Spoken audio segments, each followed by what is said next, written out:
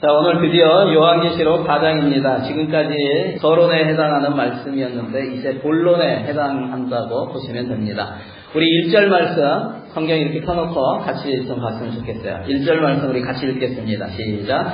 그 뒤에 내가 보니 하늘에 문이 하나 열려 있었습니다. 그리고 전에 내가 들은 그 음성 곧 나팔 소리와 같이 나에게 들린 그 음성이 이리로 올라오너라. 이 뒤에 일어나야 할 일들을 너에게 보여주겠다 하고 말하였습니다. 아멘.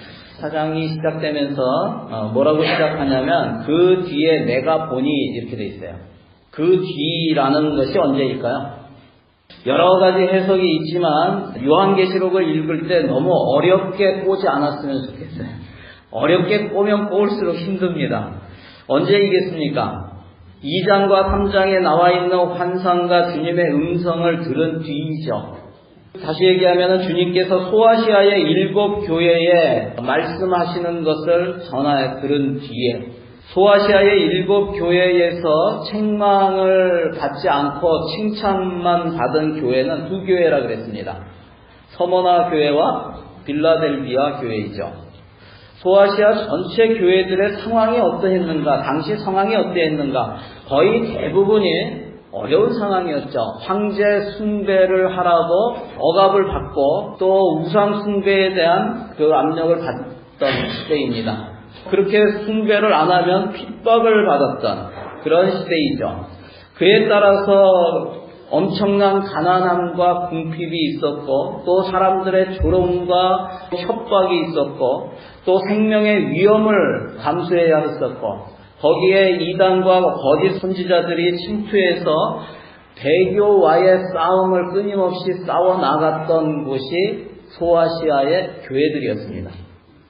그런 환경 가운데 많은 성도들은 세상과 타협하며 믿음을 저버리기도 하고 또 세상으로 떠나나가기도 했습니다. 남아있던 사람들 가운데도 첫사랑을 잃고 열정을 잃고 열심을 잃고 비전을 잃고 그저 형식적인 종교생활, 신앙생활을 하던 사람들이 있었습니다. 그런 반면에 서머나 교회나 빌라델비아 교회에 신실한 성도들이 있었다는 거예요. 그 사람들은 모든 박해와 가난과 유혹에도 불구하고 끝까지 주님을 붙들고 신앙을 지켰습니다. 이런 소아시아의 성도들에게 주님께서 주시는 특별한 메시지가 있는데 바로 오늘 지금 읽은 4장과 5장에 나와 있는 하늘의 예배의 모습이에요. 제가 전에도 이런 질문을 드린 적이 있는데 다시 한번 드리겠습니다. 여러분은 생활하면서 가장 힘들 때가 언제입니까? 사람들이 예수 믿는다고 욕하고 핍박할 때 그때 힘듭니까? 예수 믿는 것 때문에 주변에 친구들이 다 하는 것을 하지 못하는 것 때문에 힘듭니까? 여행을 다 가는데 여행도 못 가고 남들 다른 친구들은 공부하고 있는데 공부 못하고 지금 교회 나오는 게 그게 너무나 힘듭니까? 놀러 가야 되는데 놀러 가지 못한 것이 힘듭니까?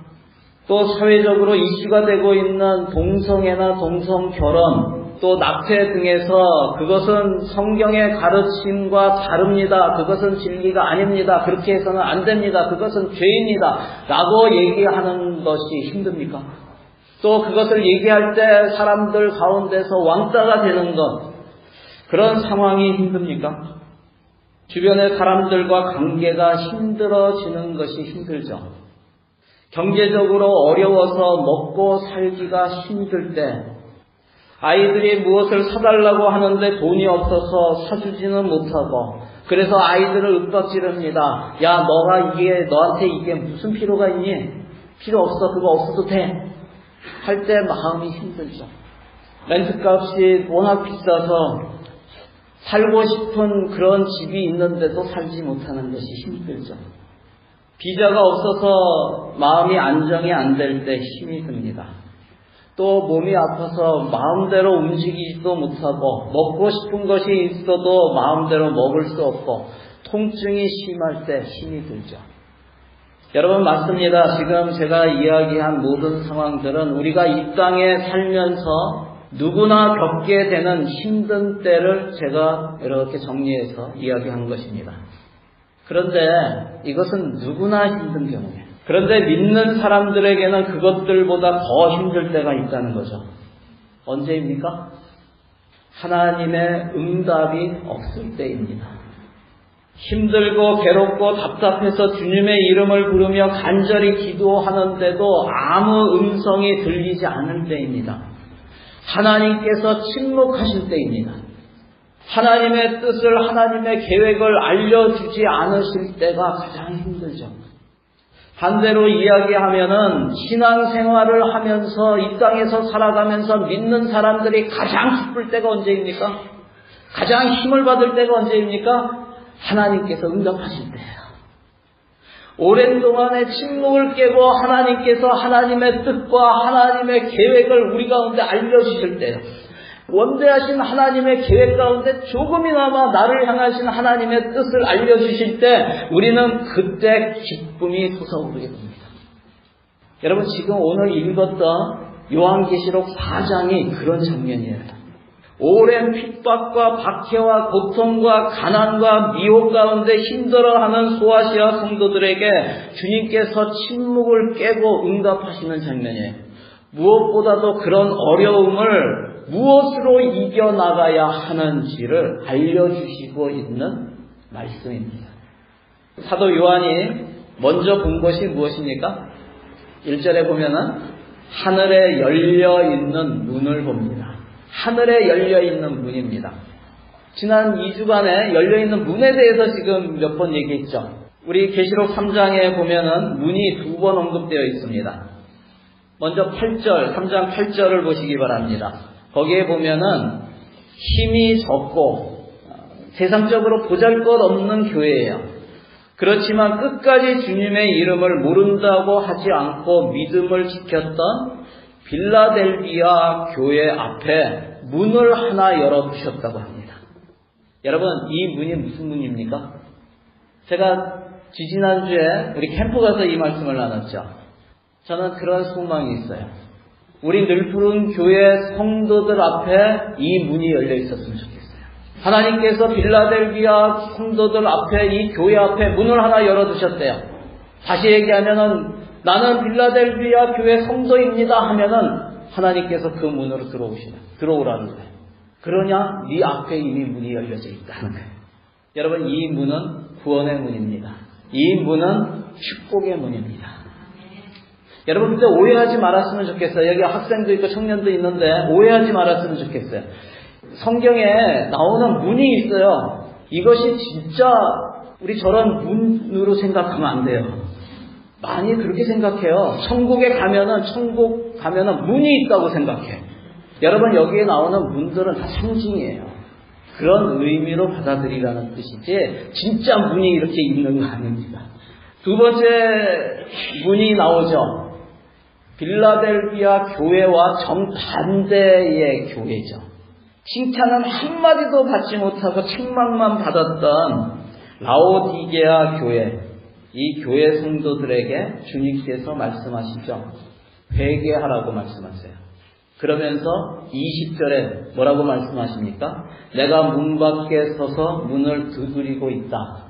누구든지 내 음성을 듣고 문을 열면 나는 그에게로 들어가 그와 더불어 먹고 그는 나와 더불어 먹으리라 말씀하세요. 여러분, 마음 문이 닫혔던, 믿음이 식어버린 그러한 라오디게아 교인들에게 주님께서 말씀하세요. 회개하라고. 그리고 마음 문을 열라고 말씀하세요. 여기에서 나오는 문은 성도들의 마음의 문입니다. 오늘 본문에 나오는 요한이 본 하늘의 문은 무엇일까요? 여러분, 이 문은 계시의 문입니다. 하늘의 비밀을 보여주시고 알려주시는 문입니다. 주님께서 뭐라고 하십니까? 이리로 올라오너라.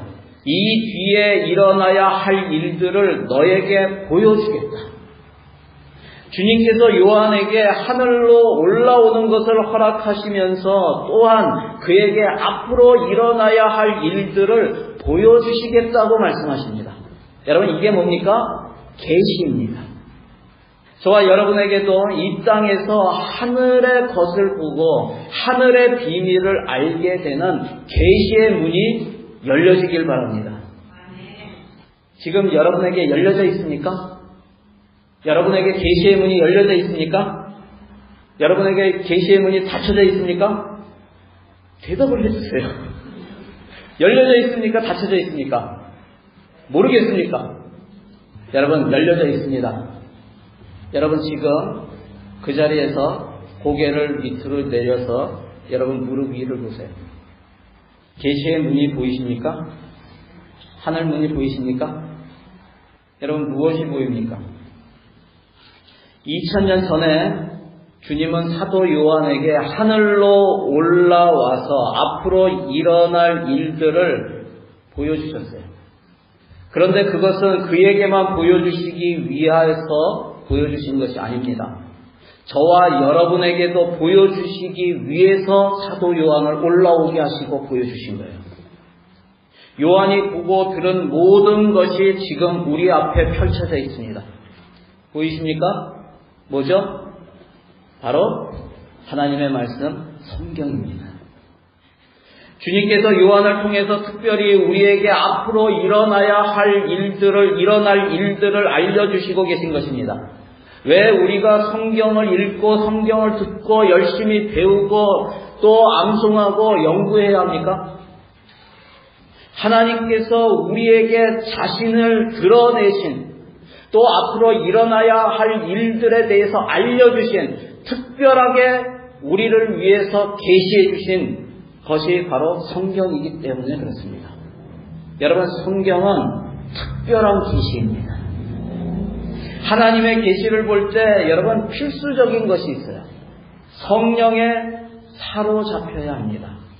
2절에 보면은 사도 요한은 곧 성령에 사로잡히게 되었고 성령에 사로잡히자 하늘 보좌와 그 보좌에 하나님께서 앉아 계신 것을 보게 됩니다. 성령께 사로잡히시길 바랍니다. 여러분, 특별한 계시로 주신 성경을 읽을 때도 성령께 사로잡혀서 읽어야 하늘의 것이 보이게 됩니다. 하나님의 뜻을 알게 됩니다. 왜 그렇습니까? 여러분, 디모데후서 3장 16절에 보면은 모든 성경은 하나님의 감동으로 된 것으로 교훈과 책망과 바르게 함과 의로 교육하기에 유익하다고 합니다. 모든 성경은 뭐로 되었다고요? 하나님의 감동으로 되었다고요. 성령의 영감을 받은 사람들이 그 성령 충만해서 하나님께서 보여주시는 계시를 받아서 적은 것이 성경입니다. 그래서 우리가 성경을 읽을 때 성령 충만하지 않고 성령에 사로잡히지 않고 성경을 읽는다고 그것이 거기에서 하늘을 보는 것이 아니에요. 하나님의 뜻을 보고 하나님의 하늘의 것을 보고 하나님의 계획을 알기를 원한다면 여러분, 성령 충만해야 됩니다. 성령께 사로잡힌 가운데서 성경을 읽어야 된다는 거예요. 우리 말씀 하나 찾아볼까요? 고린도전서 2장입니다. 고린도전서 2장 10절부터 11절까지 말씀입니다. 우리 같이 한번 읽어보겠습니다. 우리 같이 읽겠습니다. 시작. 하나님께서는 성령을 통하여 이런 일들을 우리에게 계시해 주셨습니다. 성령은 모든 것을 살피시니 곧 하나님의 깊은 경륜까지도 살피십니다. 사람 속에 있는 그 사람의 영이 아니고서야 누가 그 사람의 생각을 알 수 있겠습니까? 이와 같이 하나님의 영이 아니고서는 아무도 하나님의 생각을 깨닫지 못합니다. 아멘. 여러분, 우리가 성경을 읽으면서도 왜 하늘의 것을 보지 못할까요? 하늘의 영광을 알지 못하고 하나님의 뜻과 계획과 생각을 제대로 깨닫지 못하고 있을까요? 그것은요, 하나님의 영 성령께 사로잡히지 않았기 때문이라고 제가 말씀을 드렸어요. 왜 그래요? 왜 성령께 사로잡히지 않으면 하늘의 것이 안 보입니까? 하나님의 계획을 모르게 됩니까? 깨닫지 못하게 됩니까? 그 이유가 지금 읽은 고린도전서 2장 12절에 나옵니다. 우리 같이 한번 읽겠습니다. 시작. 우리는 세상의 영을 받은 것이 아니라 하나님에게서 오신 영을 받았습니다. 그것은 하나님께서 우리에게 은혜로 주신 선물들을 우리로 하여금 깨달아 알게 하시려는 것입니다. 아멘. 여러분, 성령께 사로잡혔다는 것은 성령의 충만함을 입었다는 것입니다. 여러분 기억하시기 바랍니다. 우리 몸은 영을 담는 그릇입니다. 여러분 그릇은 모양이 있어요. 그것을 꽉 채우면은 더 이상 채울 수가 없어요. 성령 충만하다는 것은 우리의 몸이 영을 담는 그릇이 성령으로 가득 찼다는 이야기입니다. 반대로 성령 충만치 못하다는 것은 다른 영이 채워져 있다는 거예요. 여러분 다른 영이 무엇입니까? 오늘 여기 고린도전서 2장 11절과 12절에 보면 11절에는 사람의 영이 나옵니다.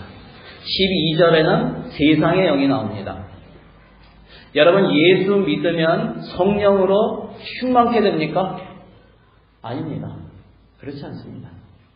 예수님이 나를 위해서 십자가에 달려 죽으시고 다시 살아나신 나의 구세주로 또 나의 하나님이고 내 인생의 주인으로 믿고 영접하면 성령이 임하십니다.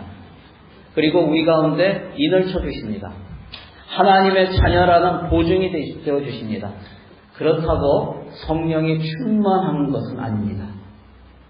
성령 충만을 받으라라고 할 때 성령 충만을 받으라 하는 동사는 헬라어로 현재 반복형 시제입니다. 무슨 얘기입니까? 계속해서 반복해야 된다는 거예요. 성령 충만을 받는 것은 한 번 충만을 받아서 완료가 되는 것이 아닙니다. 계속 반복적으로 성령 충만을 구하고 받아야 되는 것입니다. 여러분 그렇지 않으면 성령 충만할 수 없게 된다는 거예요. 제가 예전에도 한번 말씀을 드렸지만 저는 예수님 믿기 전에 한국에 있을 때 사실 영화방이었어요. 제가 직장 다닐 때도 쉬는 날 되면은 집에서 산악회 이렇게 가는 그거 빼면은 집에 앉아 있으면은요 텔레비를 틀어놓고 비디오를 이만큼 빌려가지고 하루 종일 봐요. 그리고 밤에 잠잘 때도 틀어놓고 자요. 그만큼 제가 영화를 좋아했고 텔레비를 좋아했어요. 제가 오죽하면 크라이스처치에서 한국 식품 할 때도 한국 비디오 대여점을 했어요. 지금 거의 안 봅니다. 제가 보기 싫어서가 아니라 보고 싶어요.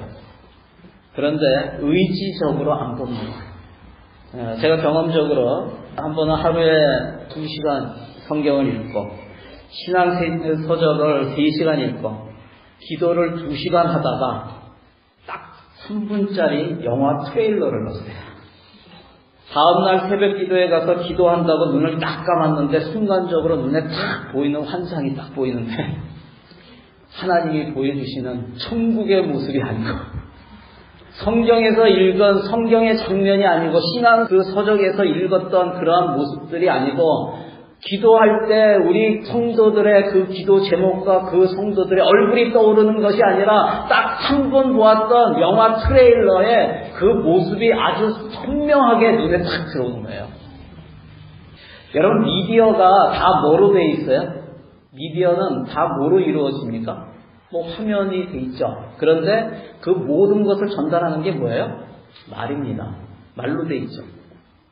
예수님께서 요한복음 6장 63절에 예수님이 뭐라고 말씀하시냐면 내가 너희에게 이른 말이 영이요 생명이다 라고 말씀하세요. 말이 영이요 생명이래요. 예수님의 말씀이 생명이죠. 예수님의 말씀이 영이에요. 이 말을 다시 해석을 하면 이런 뜻입니다. 영은요 말을 통해서 전달이 됩니다. 우리가 세상적인 것을 마음껏 봐도 우리는 자유롭기 때문에 괜찮다. 여러분 영적인 생활에서는 안 그렇습니다. 전혀 그렇지 않습니다. 여러분 절제하세요. 세상의 말들이 우리 가운데 들어오면 들어올수록 성령께서 우리 안에 채워지실 수가 없어요. 세상의 말들이 많이 들어오면은요 세상의 영으로 채워지게 됩니다. 결국 우리가 생각하는 것도 세상의 기준으로 생각할 수밖에 없게 돼요. 우리가 성경을 읽어도 세상적인 관점에서 성경을 읽게 됩니다. 하늘의 것을 주님께서 보여주시는데도 깨닫지 못하게 됩니다. 눈을 감고 기도해도 하늘의 것, 하나님의 뜻과 계획을 환상으로 볼 수 있는 게 아니에요. 계속 세상에서 내가 보고 느끼고 듣고 했던 그러한 모습들이 계속 떠오르게 됩니다. 사랑하는 성도 여러분, 성경을 읽고 묵상하는 시간을 많이 가지세요. 드라마 많이 보지 마시고 절제하세요. 제가 지난주 총목자 모임 때 우리 목자 목녀들에게도 이런 권면을 했어요. 여러분, 큐티집을 사시기 바랍니다. 내일 큐티집을 좀 사세요. 여러분, 밖에 나가서 식사할 때 요즘 비빔밥 하나에 얼마 합니까? 한 13불 하나요? 그 정도 하죠. 한 끼 식사하는데 13불 들어요. 그런데 큐티집을 여기에서 한국에 주문해서 날라오는 데까지 얼마 드는지 아세요? 한 달에 5불 듭니다. 5불. 한 달에 5불. 여러분, 우리 한 끼 식사하는데 13불씩 내는데 한 달에 5불 투자를 못해요. 그것도 영의 양식을 위해서. 여러분, 하시기 바랍니다. 자녀들에게도 해주시기 바랍니다. 청소년 큐티집도 있고 어린이 큐티집도 있어요. 저희 집은 다 사줬어요. 그거 2달에 한 번씩 오는데 2달치가 오는데 10불입니다. 인터넷 들어가가지고요, 신청하면은요, 그것이 날짜 되기 전에 벌써 우리 3월, 4월께 벌써 와 있어요. 비행기 타고요, 쭉 해가지고 와요. 놀랍지 않습니까? 좋은 세상에 살죠? 네. 캠프 가서 큐티 세미나도 하고 했어요. 좀 하시기 바랍니다. 목장에서 큐티 모임도 좀 가지시기 바랍니다. 여러분, 자녀들에게 하나님 말씀을 가까이 하고 하나님의 뜻대로 살아가는 훈련을 우리가 시켜줘야 하지 않겠습니까? 아이들 과외한다, 운동시킨다, 하는데 한 달에 수십 불이 들어요. 애들 햄버거 하나, 세트로 하나 사주는데도 한 10불 들어요. 여러분, 그 돈이면 2달을 영적인 양식을 못 먹고 있습니다. 여러분, 세상의 영으로 차 있으면서 하늘의 것을 보려고 하고 하나님의 뜻과 계획을 깨달으려고 하니까 안 되는 것입니다. 여러분, 예배도 마찬가지입니다. 세상의 영으로 차 있으면서 우리가 예배를 드릴 때 우리는 예배를 통해 주님을 만날 수가 없는 것입니다. 주님의 영광을 볼 수가 없어요. 주님은 이곳에 임하 계세요. 주님의 영광이 가득하세요. 그런데 어떤 사람의 눈에는 보입니다. 어떤 사람의 눈에는 안 보입니다. 여러분, 예배는 성령에 사로잡혀서 드려질 때 그곳에 임하신 주님의 영광을 보게 되고 하늘의 것을 보게 되고 하나님의 계획을 볼 수가 있습니다. 여러분, 우리가 TV 보다가 시간 되어서 급하게 끄고 나와서 예배를 드리면서 어떻게 하나님의 영광을 볼 수가 있겠습니까? 여러분, 예배 나올 때 준비하세요. 준비하세요. 마음의 준비를 하세요. 여러분, 옷도 좀 이렇게 차려입고 나오세요. 제가 예전에 얘기했죠. 예비군 옷 입으면은요, 마음도 예비군이 돼버려요. 양복을 딱 입으면은요, 경건해져요. 내가 그렇다고 양복 입은 게 경건하다 이런 뜻은 아니에요. 좀 준비하라는 거예요. 마음을 준비하라는. 저는 옛날 분들이 헌금을 낼 때 할머니들 이렇게 다리미로 자려서 이렇게 주님 앞에 드리는 것이기 때문에 다리미로 자려서 드렸다고 해요. 저는 그 마음을 읽어요. 그 행위보다 그 마음에서 우러나오는 그게 주님 앞에 최고를 드리고 가장 좋은 것을 드리겠다는 마음 아니에요? 저와 여러분도 그랬으면 좋겠어요. 여러분, 마음을 준비하세요. 또 일찍 나와서 기도로 준비하세요. 그리고 기도로 준비하면서 혹시 내가 관계가 소원해지고 어려운 사람들이 있으면 마음이 답답하면 하나님 앞에 회개하고 또 그런 사람이 주변에 있으면 찾아가서 화해를 하고 그리고 나서 다시 한번 주님께 집중하며 기도하면서 예배를 준비할 때 여러분, 거기에 하나님의 놀라운 은혜가 임하고 영적인 눈이 열려지고 믿음의 눈이 열려지고 주님의 영광을 보게 되는 거예요.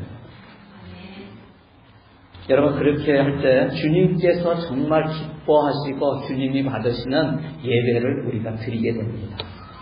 세상의 영, 사람의 영에 충만한 성도들이 아니라 성령의 하나님의 영에 충만하여 하나님의 영에 사로잡힌 그런 성도들이 다 되어서 하늘의 것, 하나님의 뜻과 계획과 비전과 하나님의 영광을 보는 참된 예배자가 다 되시기를 주의 이름으로 간절히 축원합니다.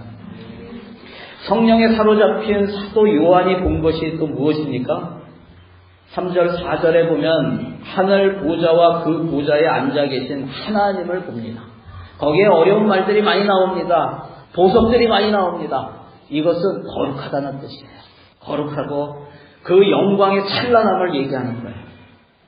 또 거기에 보면은 그 보좌 둘레에 있는 24개의 보좌와 거기에 흰옷을 입고 금면류관을 쓰고 앉아있는 24명의 장로들을 보았습니다. 우리 서론에서 말씀을 드렸죠. 24, 24라는 것은 12와 12를 더한 것이 24예요. 구약에서 이스라엘의 12지파를 이야기하는 것이고 또 다른 12는 신약의 예수님의 12제자를 이야기하는 거예요. 이것이 합해져서 하나님을 믿고 따르는 하나님의 백성들을 이야기하는 거예요. 그래서 24명의 장로는 모든 하나님의 백성들의 대표자를 얘기하는 거예요. 여러분 이 24 보좌들이 하나님 보좌를 둘러싸고 있습니다. 그 중심에 무엇이 있다고요? 하나님의 보좌가 하나님이 계시다고요. 교회도 마찬가지입니다. 그 중심은 우리 주님이 되셔야 됩니다.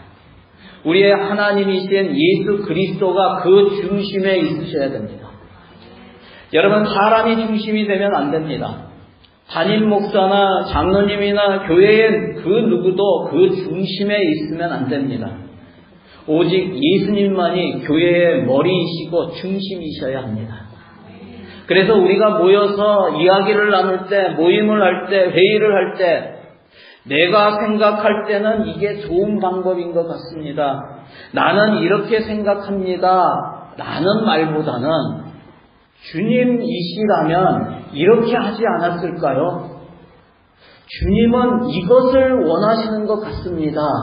라는 말이 우리의 모임 가운데 나오기를 바랍니다. 우리가 중심이 되면 안 돼요. 나 중심이 되면 안 돼요. 우리 주 예수 그리스도가 중심이 되어야 됩니다. 내가 원하는 것을 하려고 하는 그런 교회가 되지 않기를 바랍니다. 우리가 원하는 것을 하려고 하는 그런 교회가 되지 않기를 바랍니다. 누가 원하는 것을 해야 돼요? 우리 주님. 여러분 우리 푸른 교회가 주님 중심의 교회, 성령께서 이끄시는 교회가 되시기를 바랍니다. 그리고 5절에 보면은 하나님의 보좌로부터 번개가 치고 음성과 천둥이 울려나오고 7개의 횃불, 즉 하나님의 7영이 그 보좌 앞에 있다고 합니다. 하늘 보좌의 그 장엄함을 말해주고 있는 거예요. 또 6절에 보면은 보좌 앞은 유리 바다와 같고 수정을 깔아놓은 듯하다고 이야기합니다. 수정과 같은 유리 바다라고 합니다. 유리 바다가 뭐예요?